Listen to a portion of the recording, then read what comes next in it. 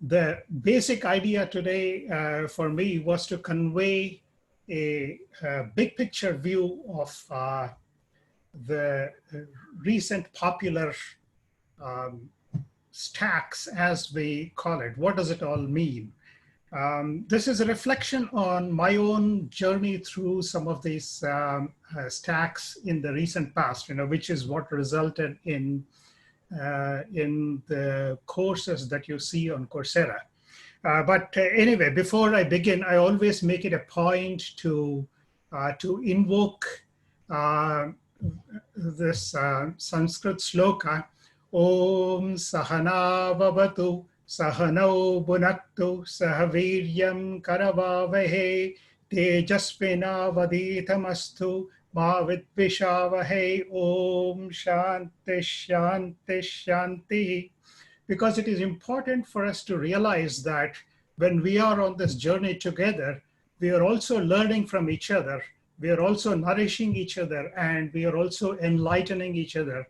And along the way, all of us should grow together in this process. So at the end of the day, when we are on this journey through this world, we are learning from each other and also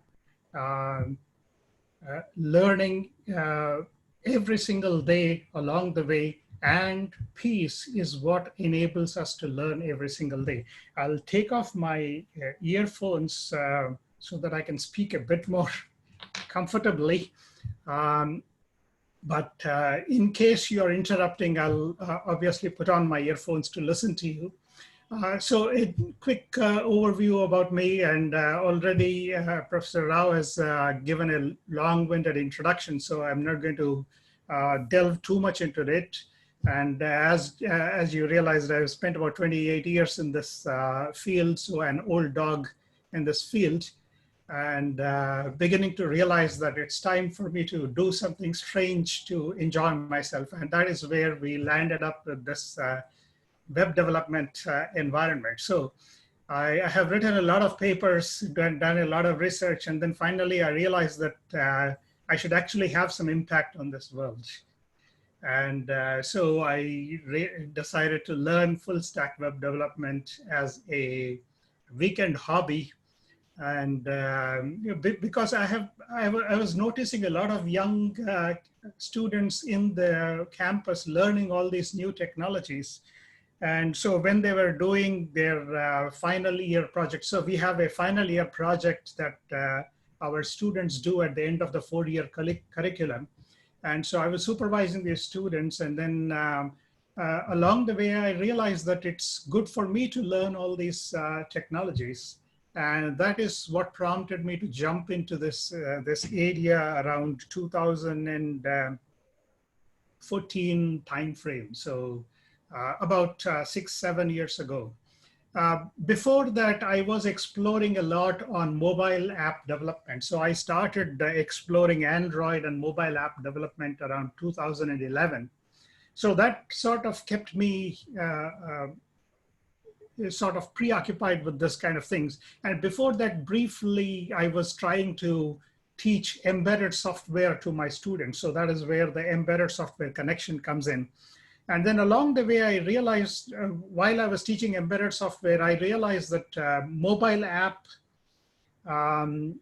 development is a lot more interesting to the students. So that is where I learned Android, again, by myself, and offered one of the first courses around the world in mobile app development with Android. And I still teach it. I just finished teaching the last session at the beginning of this month. So it's been about a 9 to 10 year journey in this area. And in the process, I realized that mobile apps have to communicate with a server in order to fetch data and then process them and then display information and so on. And so I started exploring the server side component of this whole stack. And then I realized that it's not just the server side, it's the front end also that is equally as important. So that is where we delved into the entire full stack. And so this is what led me to understand what full stack development is all about. So we had the server that was acting as the be all and end all in this process, and typically implemented by any of the standard languages there. And the data persistence obviously taken care of by a DBMS in the background, typically a relational database like some kind of SQL-based database in the background. So if you have been working with PHP plus MySQL, this is what typically happens. And your PHP is basically constructing the web pages, or even if you talk about Ruby Rails or Java with Java server pages and things like that, you have server-side rendering that is pushing out the completed web page to the browser. So that is how traditionally web application development has been approached. And one of the drawbacks, I wouldn't say that this is bad, is just that that's how things were operating for many, many years in the past. But one of the drawbacks of this approach is that you need specialists in each of the three different layers. You need a database specialist, you need a typical business logic specialist, because they need to be well-versed in one of the server implementation languages. And then, of course, you need somebody who composes web pages using HTML, CSS, and JavaScript. But with the more recent push towards startups and things like that, where we have typically a small team that is managing the entire enterprise, having specialists in each of these areas is rather expensive. So another alternative approach to this would be to go with full stack JavaScript development. So that is the emphasis that we are looking at these days, especially with the MERN, MEVN, and MEAN stacks. So full stack JavaScript development. So that is what distinguishes these new stacks from the standard approach. So JavaScript all the way from the front end to the server side. So which means that your server has to be implemented in some kind of a JavaScript language. And when we talk about implementing a server in JavaScript, obvious question that arises in people's mind is JavaScript doesn't run on servers. JavaScript runs only in a browser. Indeed, that is true. The JavaScript runs only in a browser if you look at it purely from that perspective. But many of these browsers have JavaScript engines that actually translate in real time, or rather interpret the JavaScript into appropriate commands to be run on the client computer. So this JavaScript engines now, basically where Node.js came into being was that this JavaScript engine, specifically the Chrome JavaScript engine, was borrowed from the Chrome V8 JavaScript engine was borrowed and made to run standalone on a desktop. And that is what facilitated JavaScript applications to be able to run on a server side. So that is what enabled you to be able to do full JavaScript all the way from the front end to the server side. And the database could be, now MongoDB is one such approach that we can take, but it doesn't have to be. If your data requirements are better met with a relational approach like using SQL, then you could in principle use a SQL database in the data access layer if you so wish to. There is nothing preventing us from saying that you can only use MongoDB on the database side. But in general, what has happened is that the community has adopted MongoDB for the database side simply because of the fact that the MongoDB documents are structured in JSON, and JSON works very well for transporting the data all the way from one end to the other end and back, because it is a uniform representation of the data whether you are in the database side, whether you are on the server side, and whether you are at the client side. So that is why this Mongo plus Node has been working together. Now, if you were to use a SQL-like database on the data access layer, then you need translation.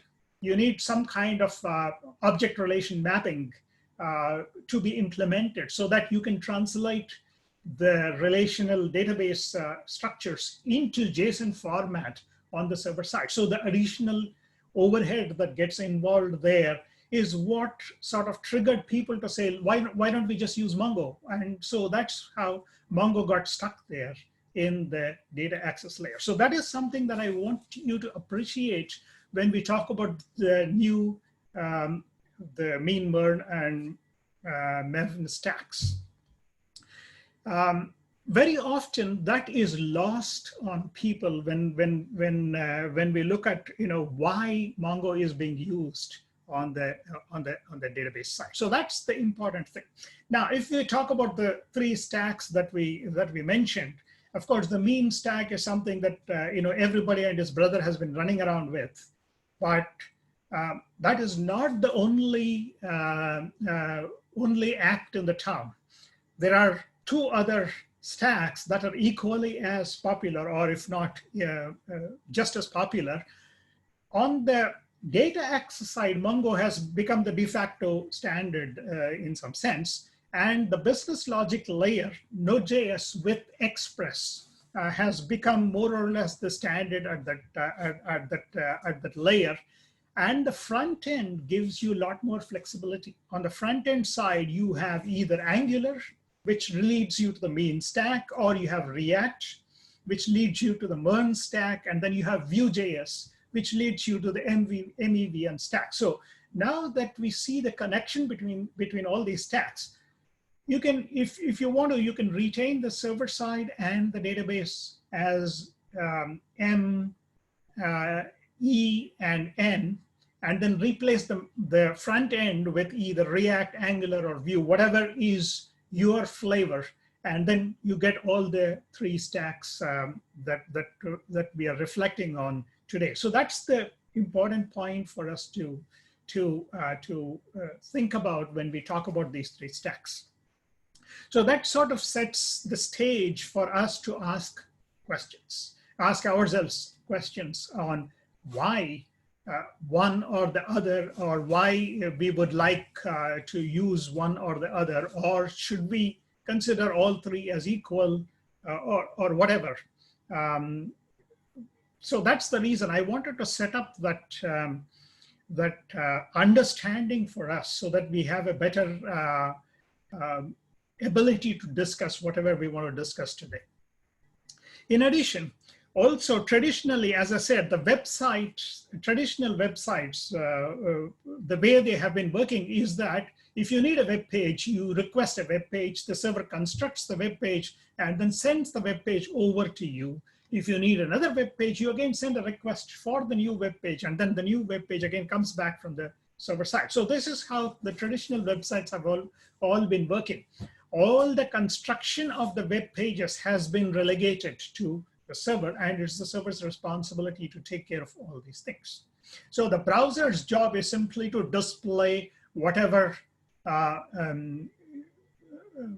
chunk of the web page that has been delivered to it, which includes HTML, the CSS to beautify HTML, and the JavaScript in order to provide the interactivity. But if we look at any of the frameworks, when we talk about either Angular, React, or Vue.js, what happens is that you no longer have to go back to depend on the server to reconstruct every single page. So that is where the single page application approach comes into the picture. In the single page application approach, the idea is that the browser requests the web for the web application. So the application is implemented mostly in JavaScript with a index.html page, which serves as the anchor for the web application. and of course the CSS for beautifying the display of the HTML content on the web page and so on. So when you pull down the web application from the server side, now when we talk about the web application, remember it consists of the JavaScript application. So now your JavaScript application is able to run in the browser. Remember that the browser has a JavaScript engine built in there. And so it is able to execute an entire application on the browser side.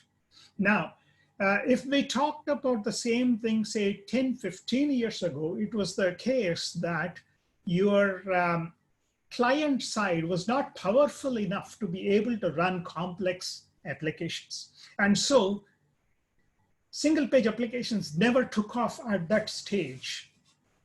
But now with the capability, your smartphone in your hand today is a lot more capable than a typical desktop, a 10-year-old desktop.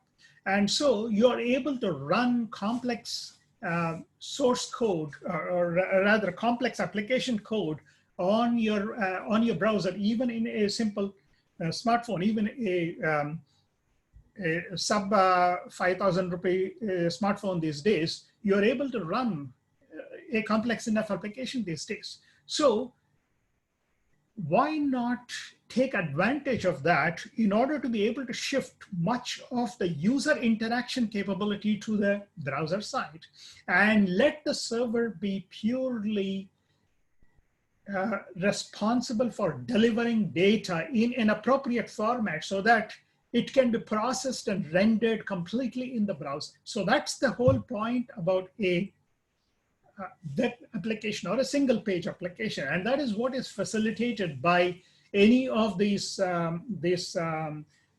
frameworks, front-end frameworks that we have talked about, either Angular, React, or Vue.js.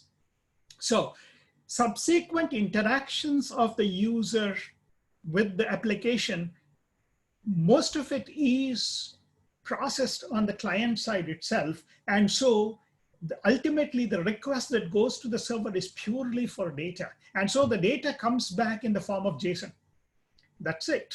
Much of the interaction is completely on the client side. And that is what facilitates today applications like all the Google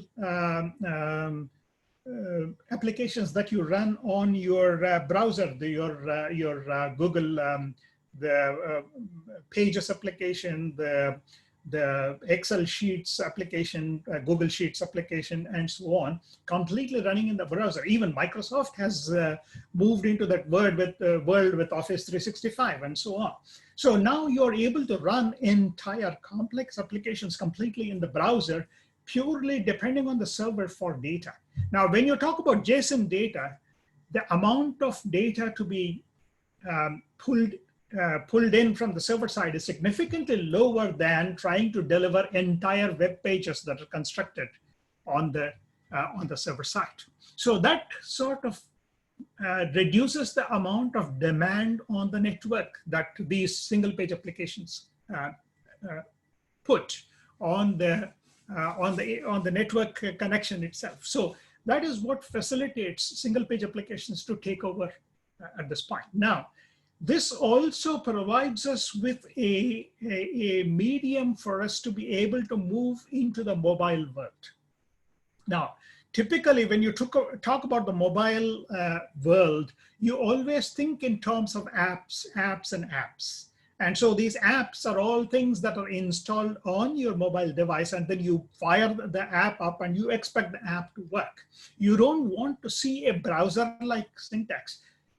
Most of us don't browse web pages necessarily with a mobile phone. Rather, we would use an app to browse the thing. So does this approach that we talked about, the full stack approach, enable us to even move into the mobile space?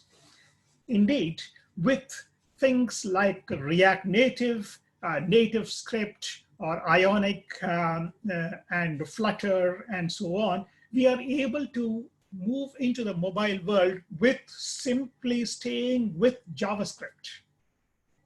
That's the other advantage that comes about by using JavaScript-based stacks. So that's the important other aspect that I want you to appreciate at this point.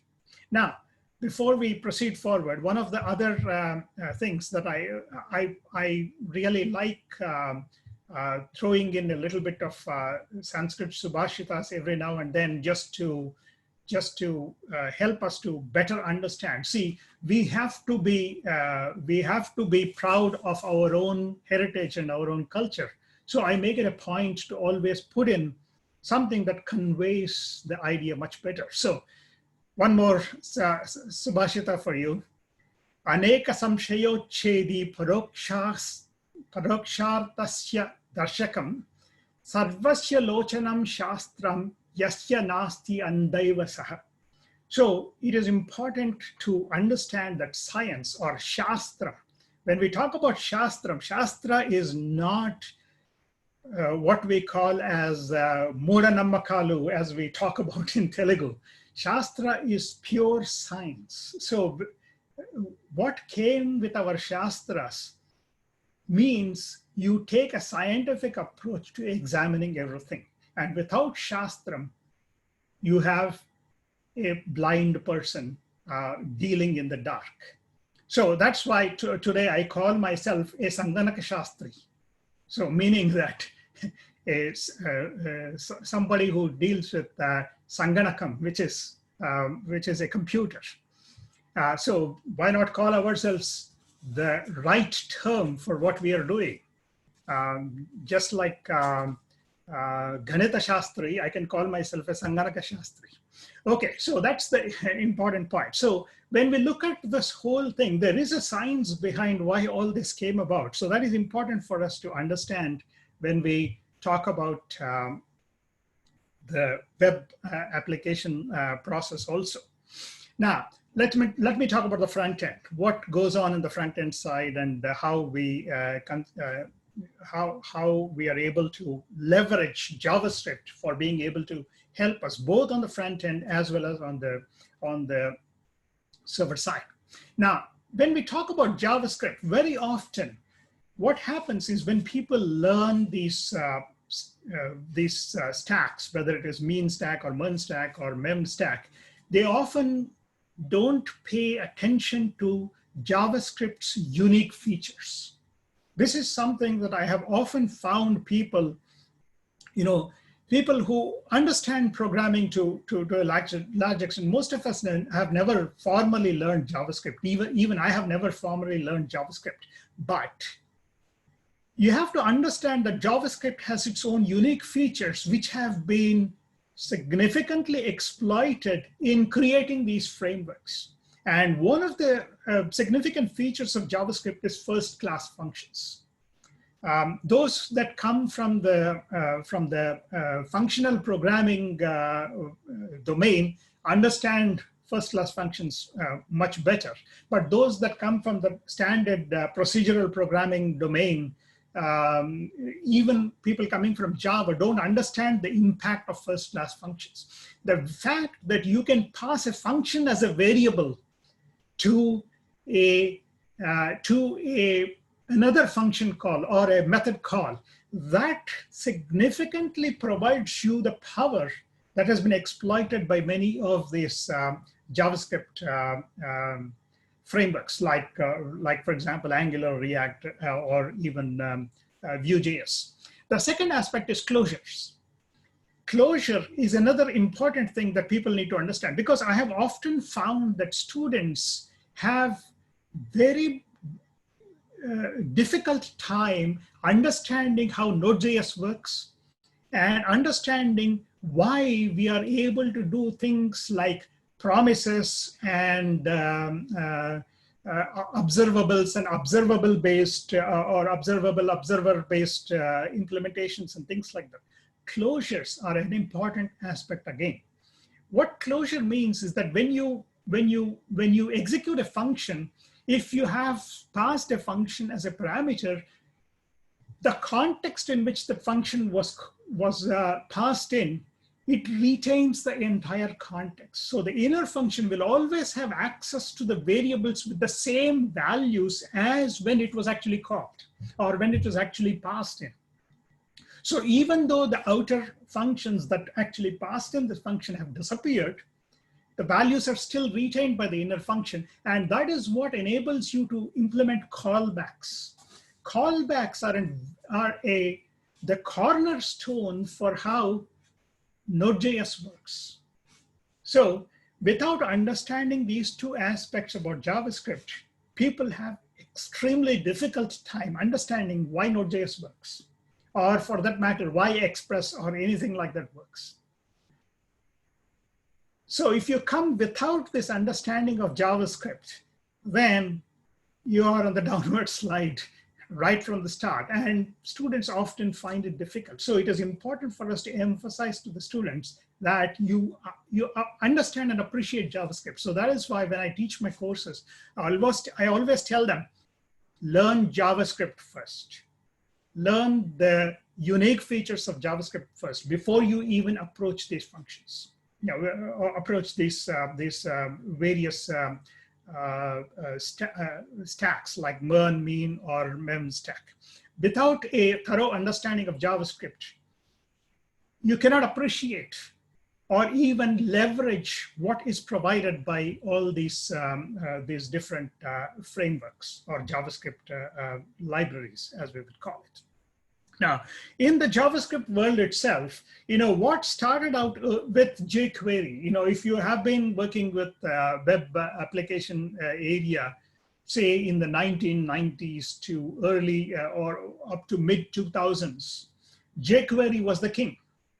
jQuery was the way of doing things. Before jQuery, people used to kludge up their own solutions to things using JavaScript. And at that time, JavaScript was not the big component of web pages or web applications. Again, server-side rendering of web applications was the primary way of doing things. So single-page applications were never in the picture at that point. So jQuery was the king for years. Even to this day, a lot of people think that jQuery is the final answer to everything. They say jQuery, after that, there is nothing else. But unfortunately, the world doesn't remain static like that. After jQuery in the 2009 timeframe and so on, we had the JavaScript framework wars between Backbone, Angular, JS, and Ember. And if you have been around in this field for a while, you know what Angular JS was and how Backbone and Ember were the two ends of the spectrum. Angular. Now, all these frameworks or libraries sort of put some constraints on how JavaScript can be used. So they had their own idiosyncrasies. You had to work with them. Even the new frameworks that we are talking about, whether we are talking about the three new frameworks that are popular these days, again, you have to realize that they sort of constrain you in the way you do certain things, but you give up that freedom for the sake of convenience. So I often, sometimes, even to this day, I come across people who say, I don't like any of these frameworks. I want pure JavaScript. Yes, sir, by all means, do pure JavaScript. If you want to kill yourself, no problem. You can do pure JavaScript. But if your boss is sitting on your head asking you to deliver the fully developed application yesterday, then pure JavaScript is going to kill you. You would rather be going with a organized framework or library like today's alternatives, React, Angular, or Vue. So this framework library wars have been going on for a long time, and today's framework war is between React, Angular, and Vue. And we have people that insist that theirs is the only way of doing it. So you have React people, they say that React is the answer to everything. There's nothing else in this world. That is God's final word on how to do single page applications. And then there are Angular people that say Angular is the answer to everything. There is no other thing. Angular is God's 10 commandments. That's it. You no longer need any other solution. And I laugh at people like this because they don't have a full view of what is possible. So that is where I come to this idea. And then, of course, there is this other aspect to the front-end development, which is putting on makeup for your front end. And that is where the front-end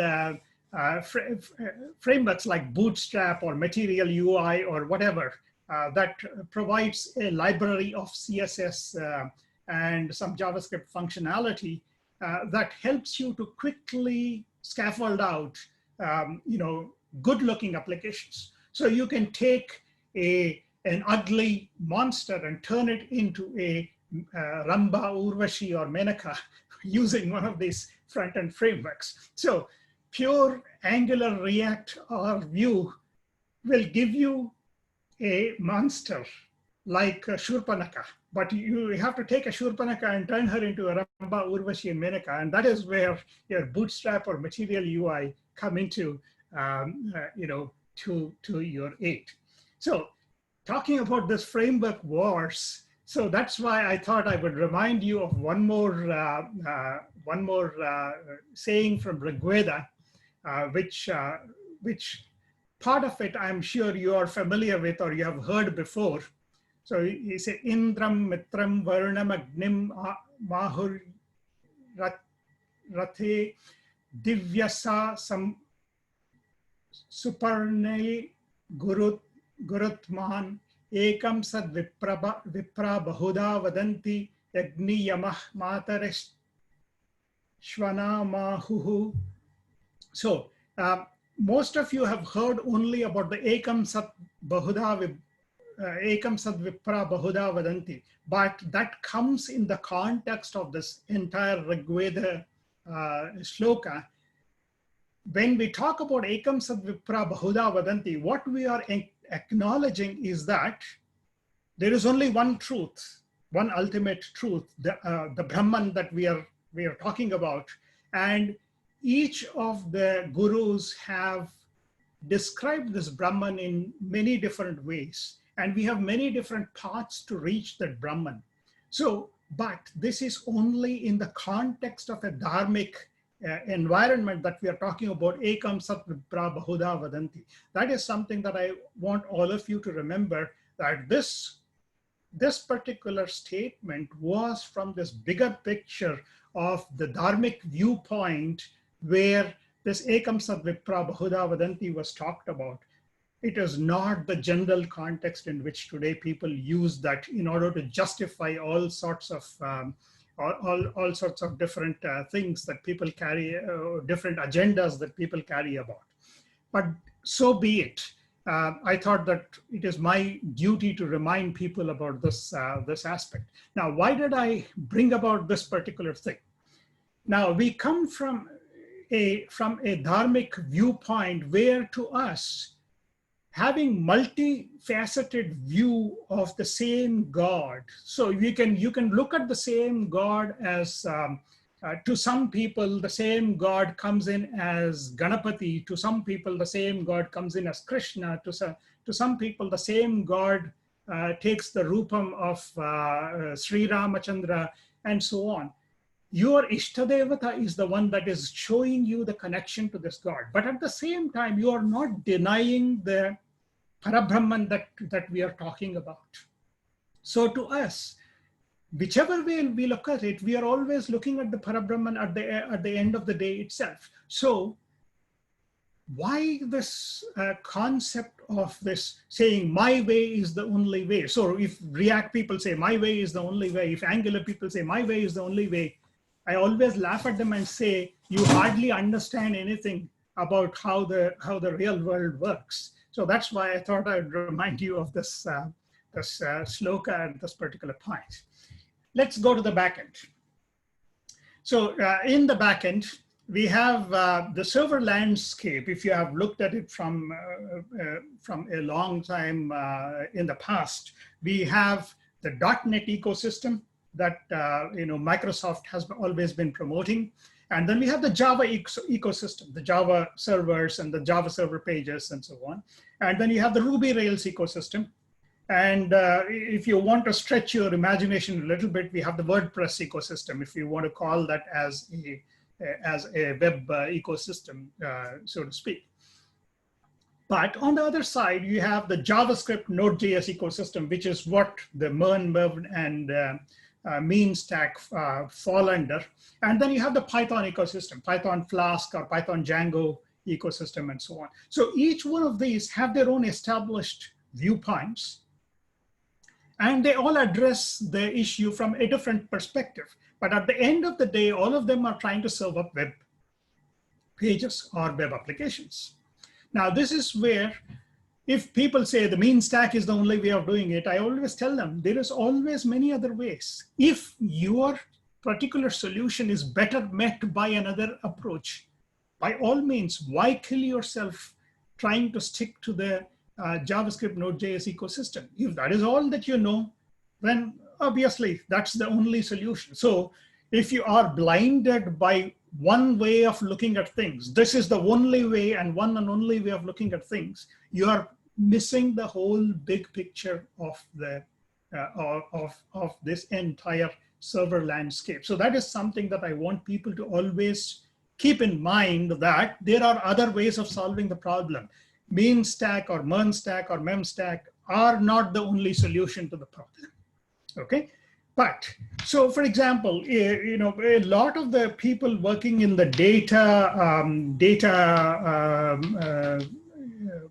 data or data science world, they still rely on the Python environments for their purpose, and that serves them very well. By all means, there is nothing stopping them from doing that. So, and if they want to serve up the data into a web page, and they say, I know only Python, and so I will tie myself up with a Python, by all means, have your own Python. We have no problem with that. Okay, so that is something that we need to keep in mind. It doesn't have to be one way and only one way of doing things. And also, when you need to look at the decoupling of the server side from the client side, always the communication, HTTP protocol has become the de facto standard for communicating between anybody and anybody these days.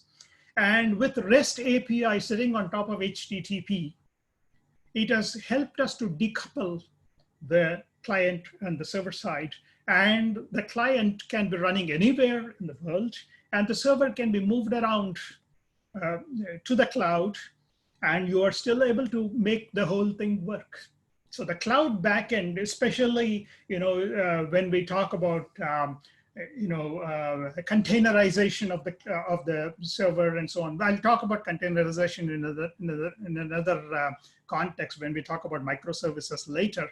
But containerization has become the way of dealing with providing server-side support for web applications or even mobile applications. So REST API is the glue that enables you to tie the client and server together. But again, REST API is not the only approach for solving the problem. We'll talk about that in more detail. REST API, especially if you talk about JavaScript's way of approaching REST API, the Express framework, that is where the ME comes into the picture. The E part of the MEVN or MERN or MEM stack comes into the picture. The Express framework has more or less become the de facto JavaScript way of solving the problem of providing REST API endpoint. You have an alternative, GraphQL.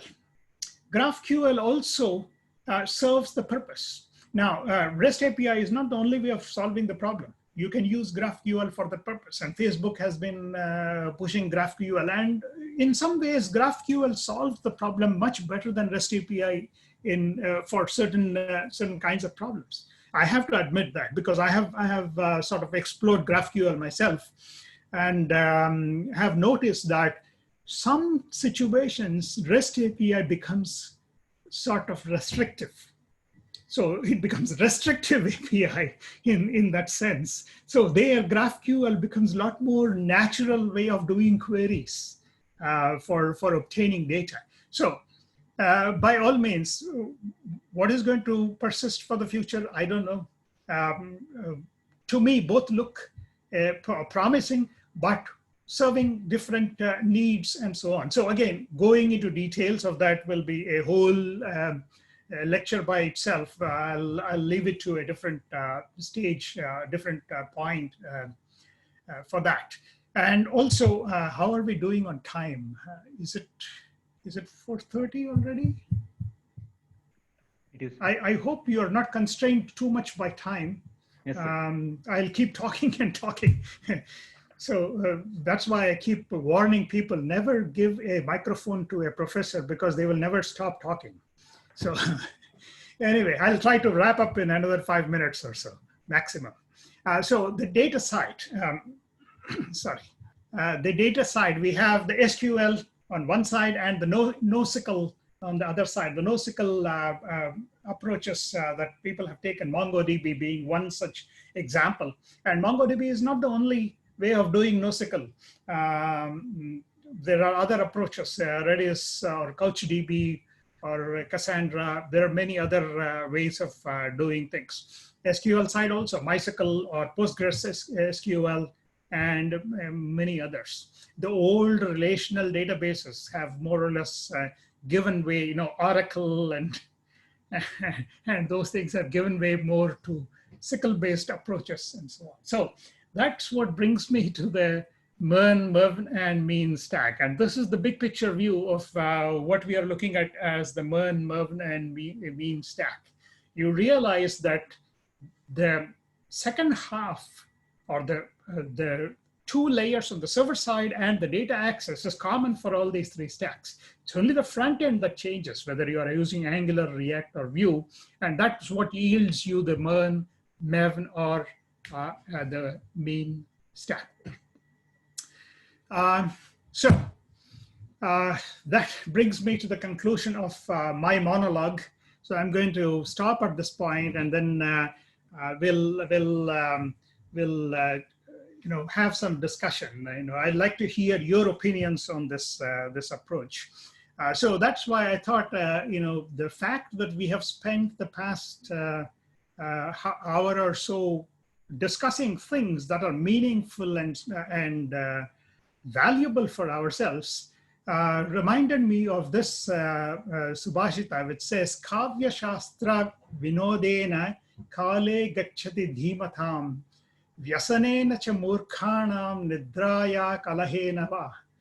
So people like us that should be at the forefront of Shastra would rather spend our time discussing important things than to be sleeping and wasting our time in meaningless quarrels. We'll leave that to the politicians to deal with. So now you know who the Murkhas are. Okay, that's it from my side. I'm going to let you talk and let's have a discussion on this this topic. And it looks like I have been talking for almost an hour now. So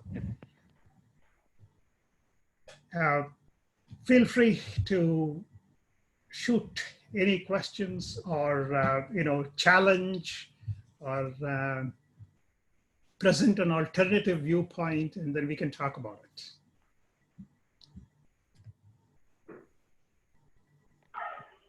Sir, good afternoon, sir. Good afternoon. This is Afroz from Computer Science and Engineering Department, sir. Yeah, I can. Yeah, go ahead. Yeah. I have attended your Full-Stack React and Angular courses in Coursera, sir. The way you have explained, so it was very much impressive. Thank you. I just wanted to know how the JavaScript engine manages internally the various frameworks, sir. So we know JVM internals, like how allocation, garbage collection happens inside using mark and sweep methodologies. If you can stress on JavaScript engine internals, it would be of great help for us, sir. I personally should say that I don't know a whole lot of details about how the JavaScript Chrome V8 engine or the other JavaScript engines work internally, because I am not an expert at languages as such. So I'm not sure how they actually handle this. But again, we have to remember that JVM and Java work differently from JavaScript. So we should not bring all the JavaScript things also into, or rather the Java ways of doing things into JavaScript completely. They are completely different languages as such. But I mean, I have to honestly admit, I really don't know how the internal engines work. I haven't read the details of the engines themselves. But as far as I know, on the browser side, many of them are doing interpretation on the fly, just-in-time compilation, and then executing the code as far as I can tell. But I don't know much details about the garbage collection and that aspect of it. I have to admit, I don't know a whole lot. I know more about the Java way of doing things than the JavaScript way of doing things. So thank you, sir. Thank you, sir. Sure, sure.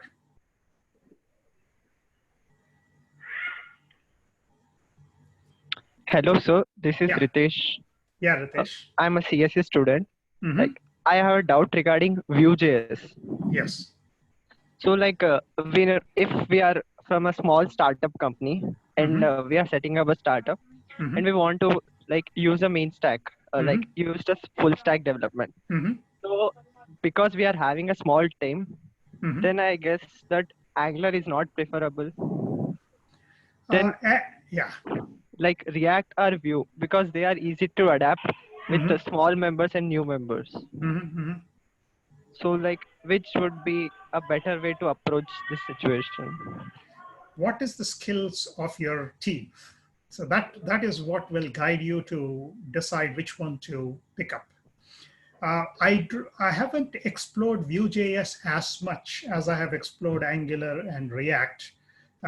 As far as I know, Angular is a bit heavy,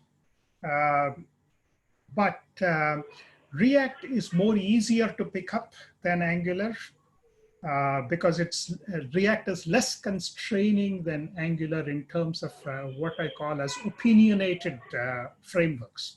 Angular is a lot more opinionated framework. It expects you to do it its way. Vue.js, I have heard. What I have read from different articles and comparisons that I've seen online. Vue people claim that they are a lot more smaller in terms of footprint than React or Angular. Among the three, Angular has the largest footprint. That I will admit. And in terms of learning curve, Vue.js people claim that the learning curve is a lot more shallower than React or Angular. But to me, I think between Angular and React, to me, React is more easier to approach than Angular. Okay. Thank you, I don't think I have answered your question completely. Yeah. Because there are companies backing up React and Angular. Yes. And Vue.js is just like new to the world. Yes, but it's still giving a tough competition to Angular and React. Yes. So there was this small doubt to me. Yes. No, I mean, by all means, if your team already knows React, then there is no point in going after learning another framework. But if you are starting with the green field, then explore Vue if you want to. But again, one thing that I'm not very, although that is also not a problem as such, if you are looking at targeting the mobile platform, Vue.js, I don't know how easy it is to target the mobile platform. With React, you have got React Native that enables you to quickly target the mobile platform. With Angular, you have got Angular plus native script or Angular itself provides a method of transitioning to the mobile platform more easily. With Vue.js, I'm not sure what kind of support we have for the mobile arena, especially if you're looking at as a startup. That's the reason why I'm talking about React. If you're looking at a startup, you can't ignore the mobile landscape completely, especially in a country like India, where probably a significant portion of internet usage is from mobile devices than a typical desktop or a laptop browser. So that's something that you should keep in mind. Thank you, sir. Sure. Hello, sir. Yeah. Yeah, this is Nagesh. Sir, this is Nagesh from IT department, sir. Yeah, I had a sure. small doubt, sir. Is React is going to be considered as a framework or as a library, sir? That's a good question. I have actually discussed that point in my React course. Some people call it framework, other people call it library, but I prefer to look at it as a library than a framework. To me, a framework is something that takes complete control of how things work, and then it dictates to you on how you are supposed to do it its way. React is a bit more looser from that perspective. So it is more library-like than framework-like. But still, React is still a declarative approach to a large extent. So from that perspective, it is a frameworky approach. But at the end of the day, whether you call it a framework or a library, React is React. Right? So Okay, I mean, I don't want to put labels on something just in order to make it, force fit into one approach. To me, React is React. So let me treat React as React, whether it is a library or a framework, is immaterial to me. But the approach, as I said, this is people have argued about this. Some people say, no, it is a library. So be it, it's a library. Some people say, no, it's a framework. So be it. Let it be a framework. To me, my job is to reach the end point from where I start. If React is the right vehicle for me, sure, by all means, call it a framework or call it a library. I've still reached the end goal, right? Okay, sir. From what I have seen, I have enjoyed both Angular and React in their own ways. Each of it. React, React by itself doesn't answer all the questions. So you have to remember that React has to come together with Redux, because you need some kind of a state management approach for React. Yeah. So Redux provides that part of it. Then you need some kind of a server access mechanism. So that is where fetch or cross-fetch comes into the picture. With Angular, all these are answered for you. Angular has its way of doing things, and that's the only way you're allowed to do it. With React, for example, if you want to communicate with a server, you can either use fetch or you can use Axios. That kind of flexibility Angular doesn't give you. So from that perspective, Angular is an opinionated framework. That's the point that I take. React is a more moldable framework library, whatever you want to call it. Okay. So one more doubt, sir. Sure. Yeah, if you coming back to Angular, there is an Angular JS and Angular. Is it only in the perspective of version? Is it going to be changed, or what is the major functionality differences that comes into picture when it compared to JS and Angular? Yes, Angular, JS, and Angular are two separate animals. Okay, so they are completely incompatible with each other, except that a lot of the concepts have carried over from Angular JS to Angular. Angular JS was completely done in JavaScript. Angular relies on TypeScript.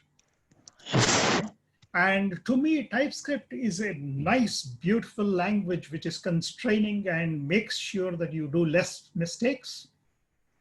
I have worked with AngularJS also, and also with Angular. And Angular JS is quirky.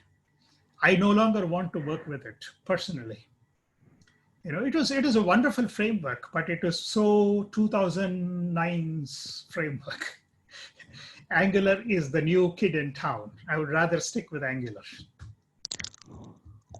Okay. Okay. I personally would prefer to forget Angular JS. Okay. Is it not possible in the future to write Angular also in a JavaScript? Because now we are writing in a TypeScript, thereafter you are again transpiling back to JavaScript, ES6. Yes. Now, once JavaScript becomes TypeScript, see, TypeScript is always JavaScript plus, right? Yes. So whatever TypeScript has, JavaScript is going to get those features in a short while. So the typing part of it from TypeScript will come into JavaScript soon. Probably, I don't know what the sort of roadmap for JavaScript is, but I believe that many of the TypeScript features are going to migrate to JavaScript in the near future. But at this moment, as you realize, JavaScript is not TypeScript. And I mean, to me, TypeScript is not that much different from JavaScript, except that the type declarations that we talk about, that's about it. I don't see much because classes are there both in TypeScript and JavaScript. With especially 2015, JavaScript 2015 plus, classes have come to JavaScript. The import part of it has come to JavaScript. So JavaScript, we are not talking about ES5 JavaScript. That is gone. ES6 plus, or rather 2015 plus JavaScript. So all the features of TypeScript, at least most of the features except for the typing, have migrated into JavaScript anyway. And I would rather use JavaScript ES 2015 plus version of JavaScript than the older one, because this is a lot more approachable than the older version of JavaScript. From a programming perspective. Okay. Thank you, sir. Sure, no problem. Yeah, good afternoon, sir. Good afternoon. Yeah, myself. Yeah, go ahead. Hi, sir. Thank you very much, sir. Yeah. Sir, I've been following your Coursera videos. We have been doing your Coursera videos. Courses. Thank you very much for the informative session. Just have one doubt. What is the difference between full stack versus mean stack, sir? Full stack, generally we say full stack developer. Yes. And, versus mean stack. No, in fact, that's what I was talking about today, right? The full stack covers the entire stack, all the way from the front end to the back end, right? So a full stack developer basically means that you're able to operate at the entire, all the layers of the stack, all the way from the front end to the back end. And so with MEN, MERN, or MEVN, because of the fact that you're using JavaScript all the way, you're able to operate over the entire stack. You can do front-end development, you can do server-side, and you can do the data persistence part all together. So that's why MEN or MERN or MEVN fall into the full stack JavaScript framework approach. Okay. Sir, one more question. Can Sure. you please insight about NoSQL, because we have different NoSQL databases like Yes. MongoDB, CouchDB, Neo4j, CouchDB. Yes. Actually, what are the real world? I mean, where actually we'll use whether we'll use MongoDB, CouchDB. Neo4j is also came into existence. Yes. I mean, to me, whichever database is suitable for the kind of data manipulation that you do is the one that you should be choosing. Okay, so if CouchDB answers your requirements well, then by all means. I mean, CouchDB is, to me, a bit more easier to use. I mean, I shouldn't be saying that exactly. It's not easier, but MongoDB has its own advantages in the way it does things. there are certain features that MongoDB has that CouchDB doesn't have, and vice versa. Some aspects, CouchDB probably answers the question. It's more simpler to use. That's my view of whatever little experience I've had with CouchDB. It's more simpler to define and use, but it doesn't have the kind of abilities that the Mongo documents allow you to do. Things like enclosing, doing sub-documents and things like that. And some of the querying capabilities of Mongo are not there in CouchDB. But if CouchDB solves your problem, by all means, yes. Similarly with Neo4j, I have not explored myself too much of Neo4j. I just know that it exists, but I have never used it. Document or NoSQL databases, there are different ones in that field. Redis, for example, is another one. Cassandra is another one. Each one of them has a specific use case where they fit very well. So you have to look at how you're manipulating your data, and depending on that, what fits your need is the one that you should be using. Like, for example, some people insist on using MongoDB, even though their kind of manipulation is much better served with a relational approach like what SQL provides for you. So, for example, you need to do intersections and combinations and projections and things like that. MongoDB is less less flexible from that perspective. But at the same time, I'm not saying that you can't do those kind of things. You have to approach it in a different way.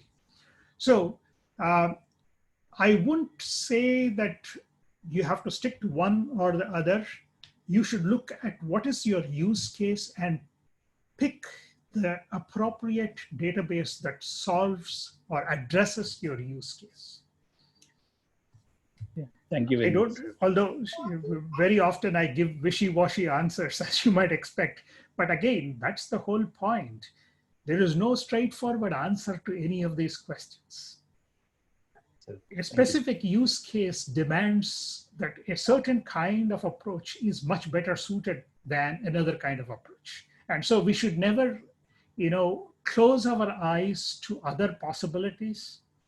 And I certainly don't want to advocate saying that meme stack is the only way of solving the problem. No, that I don't believe that should be done. Your approach should be what solves your problem, not what stack you can use. Just because you have a hammer doesn't mean that you can go around beating everything as if it's a nail. That's my take on how we should be using all these frameworks or all these databases. Thank you, sir. Thank you very Sure. much. Good morning, sir. Good morning. Good afternoon, sir. Good afternoon. Yeah. Yes. It's almost coming to good evening for me. Yes. First of all, thank you for taking your time and teaching us, sir. No problem. Yes. So my doubt is in the Node.js framework, sir. Yeah. As we know that Node.js frameworks allows us to do the programming in asynchronous way. So what does that mean actually? I don't know that. Oh, asynchronous is a very complex thing that I cannot explain in a few minutes.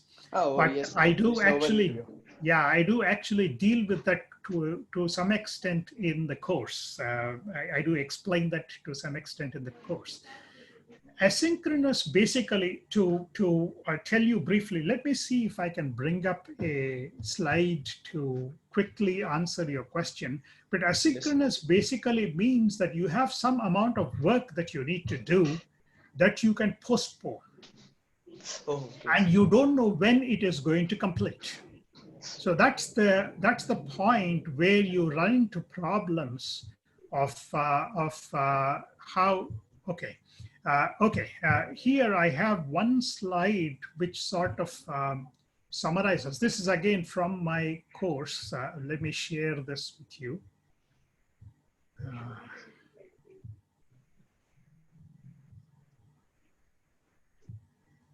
Can you see this slide about asynchronous programming? Sir. Yes, sir. Okay, so that's the idea behind asynchronous programming. So what you have is that you have some long-running computation, for example, that doesn't have to impact another computation that is going to, if you were doing sequentially, you would have done it in that way in a synchronous programming approach, as we see on the left side. Yes, sir. If you can push that away to the other side and then let it do its work on its own, whenever it needs to complete, you'd be surprised that all your computers are actually using asynchronous programming by default. All the I/O that happens is all completely done asynchronously, and we never even realize that, right? In order to speed up, we are doing this, sir. In order to not block something else that is not dependent upon what you're doing. See, the key point is that you don't want to block something else that could be done while some other thing that has no impact on it. See, for example, in this slide, computation 3 is in no way dependent upon the long-running computation. Okay, so why force it to wait? In synchronous programming, you have no choice. You have to make it wait. So in asynchronous programming, you're saying computation 2 is dependent on the long-running computation, so it has to wait. It has no other choice. But if computation 3 can be allowed to proceed, why not swap things around? So here we are assuming that computation 3 and the long-running computation can proceed in parallel. Yes. When you say proceed in parallel, so for example, if you have a multi-core CPU, computation 3 could be running on one core, long-running computation can be running on another core. Yes. Okay, so they can be simultaneously. So that is where parallelism is exploited. So that's the point about Node.js. Now, the way Node.js works, as we realized, is that Node.js is a single-threaded event loop. Okay. So what it does is whenever it needs to do anything that requires a lot of processing, it's going to push it to the other side, but then allows you the callback mechanism. So that is why when you write Node.js programs, always you're supplying callbacks. Okay, so you see, you remember earlier when I was talking about, I said there are two aspects about JavaScript that you need to remember. One is first-class functions and the second one is closures. Yes, sir. Callbacks exploit these two features of JavaScript very well in order to do this work.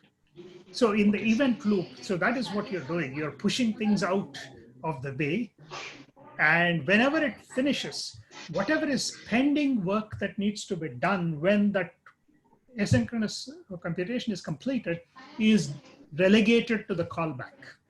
And so the callback will be invoked at the point when the dependent computation is completed. So as you can see in this picture, callback is dependent on the long-running computation. So until the long-running computation completes, the callback cannot be done. Yes. So whatever work has to be done, you can relegate it to the callback. Okay. That is a beautiful. That is a beautiful, sometimes, like for example, when you are reciting slokas to praise Sri Krishna, for example, you say Kasturi Tilakam Lalata Palake Vakshastale Kaustubam. You're describing Sri Krishna, and you are enjoying the beauty of Sri Krishna in your heart, Yes. It's the same beauty that is invoked to me when I do asynchronous programming. Whenever I am able to execute that properly, when I write the code, say, at the end of it. If you cannot enjoy that part, then you should not be doing computer science. Yes. That's my viewpoint.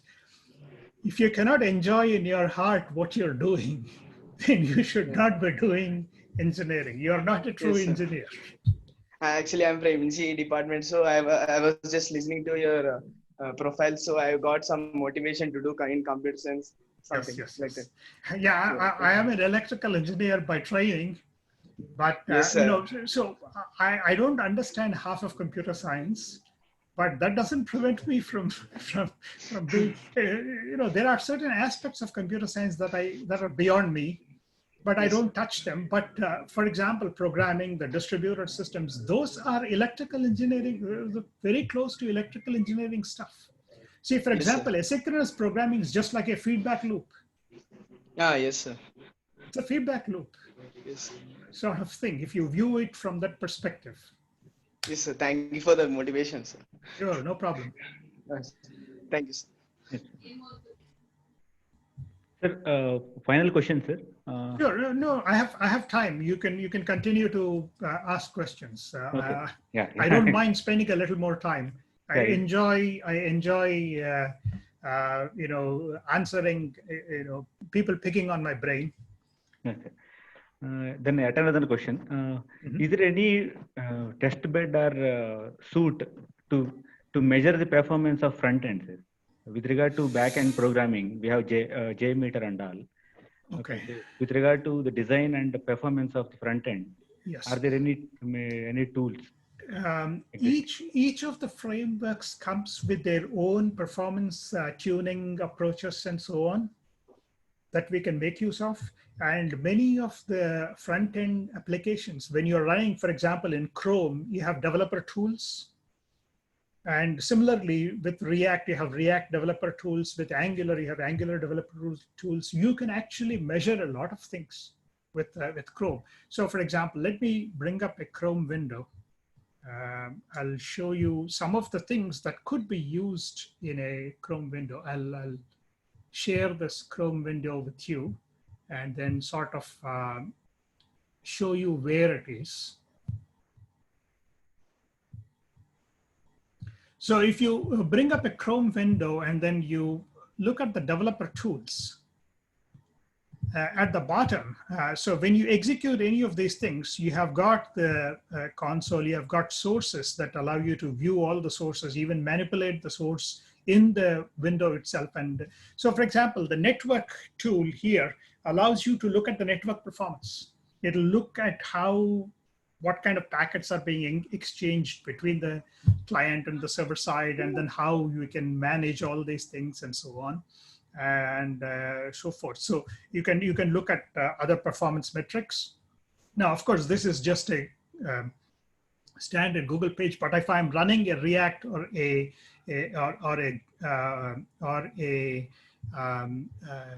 Angular application here, then I'd be able to even check out my performance, and then I can fine tune my application right here.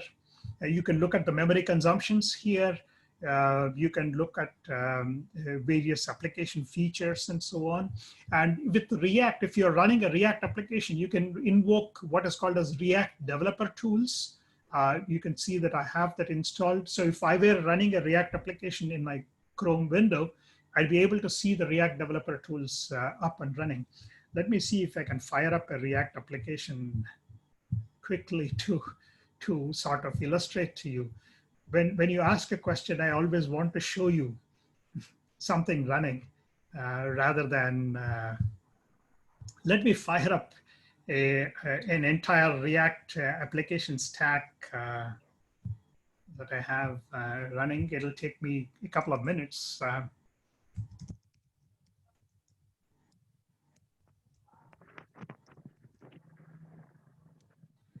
So here I have a simple React application that is running with a MongoDB database,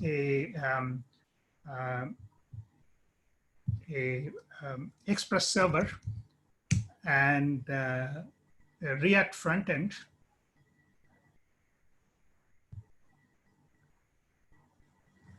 Running here. And so when that comes up, I'd be able to check, for example, the network, how the various network operations were initiated. I can check out all these things there. And similarly, I can do various profiling details here for my application. And similarly, I can bring up the React developer tools.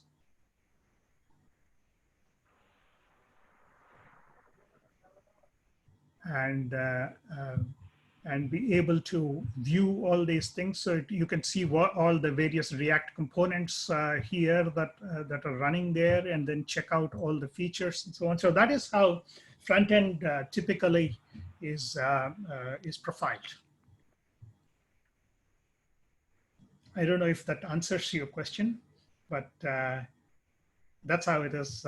You can measure a lot of things. So you can look at memory consumptions and take all the snapshots of all the different aspects, and then measure those and evaluate. I don't have extensive experience of doing that, but if you were a company that is running, you would be actually doing all those things. At some point in time, when I have enough time, I would want to be doing that, because I am by training, I am a performance specialist. So, but more looking at the cloud side and so on than the front end. But yeah,